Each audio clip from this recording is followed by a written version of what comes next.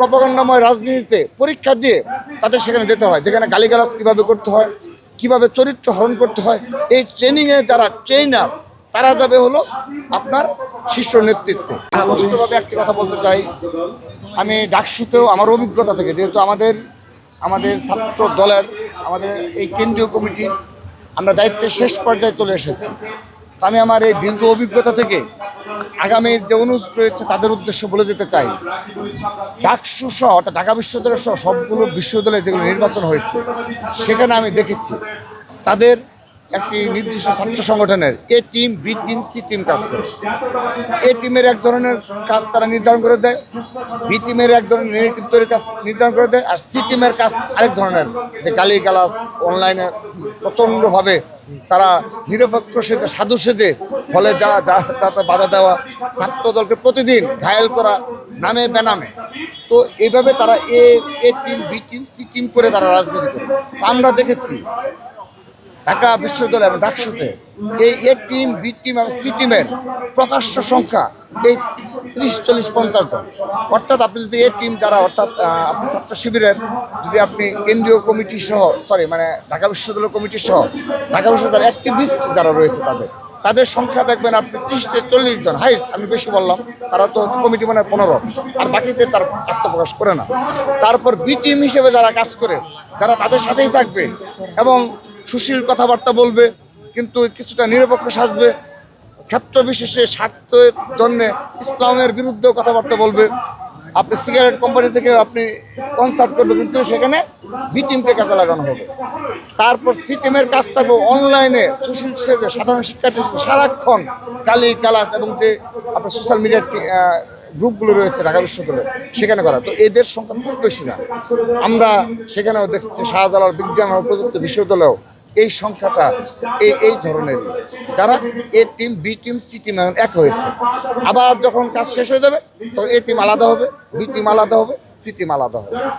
কিন্তু এখানে দেখবেন যে এ টিমে যারা রয়েছে তারা মুখোশধারী শয়তান, তারা একটা ভদ্র মানুষ হিসেবে নিজেকে উপস্থাপন করে এবং তারা কখনো মনে হয় যে তারা কখনো মিথ্যা বলতে পারে না।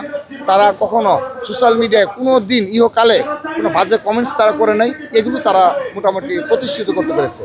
কিন্তু তাদের যদি মোবাইল চেক করা হয় সেই সুশীলদের, দেখা যাবে তারা মিনিমাম 5 থেকে 7টা বট আইডির মালিক, এবং দেখা যাবে 5 থেকে 7টা পেজ আসছে তারা অ্যাডমিন। ওই 5-7টা প্রপাগান্ডাময় পেজের অ্যাডমিন হয়ে পরীক্ষা দিয়ে ওই একটা নির্দিষ্ট ছাত্র সংগঠনের শীর্ষ পর্যায়ে যেতে হয়, এটা আমরা জানি।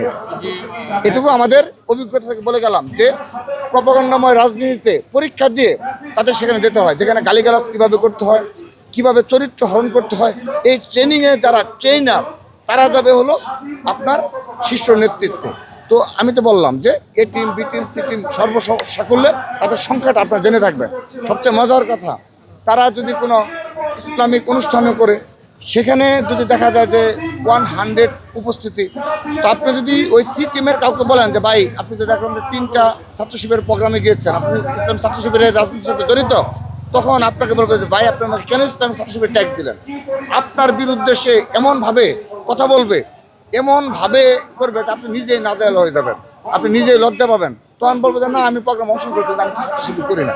কারণ তাকে ইসলামিক একটি ছাত্র সংগঠন পবিত্র দায়িত্ব দিয়েছে কি, গালিগালাজ করা, যে তুমি সুশীল থাকবে, সাধারণ শিক্ষার্থী সাজবে, তুমি সেজে ইচ্ছা মতো গালিগালাজ করবে। প্রতিদিন তোমার দায়িত্ব হলো সারা দেশে কি হয় না হয়, পারিবারিক সমস্যা, সামাজিক সমস্যা, ব্যক্তিগত সমস্যা, যত সমস্যা থাকুক সব সমস্যা একটি দলের উপর চাপাইয়ে তুমি সেগুলো কি করবা, এই সবগুলো বিশ্ববিদ্যালয় গ্রুপগুলোতে ছড়িয়ে দেবে। এগুলো হলো তারা এইগুলো কাজগুলো তারা ইসলামের নামে করে। তো এই জন্যে শাহজালাল বিজ্ঞান ও প্রযুক্তি বিশ্ববিদ্যালয়ে আমরা শিক্ষক বলেন, সাধারণ শিক্ষার্থী বলেন, জাতীয়তাবাদী পরিবারের সন্তানরা সেখানে অনেকেই পড়াশোনা করে, আমরা জানি।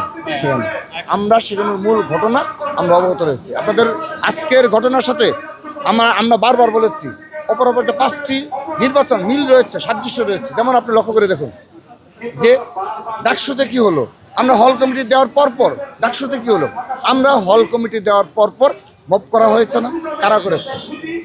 তারপর আপনার হলে হলে ছাত্রদলের ডাকসু নির্বাচন ঠিক পূর্ব মুহূর্তে এরা কারা ছিল, এরা এই কয়েক লোকজনিত আজকে সেম এই কাজটা হচ্ছে। অর্থাৎ তাদেরকে আমরা আর কোনো ছাড় দেবো না ইনশাআল্লাহ। ইনশাআল্লাহ। ওই দিন শেষ হয়ে গেছে, ওই ধরনের দুষ্টামি শয়তানি রাজনীতি বাংলাদেশে কবর রচিত হবে ইনশাআল্লাহ।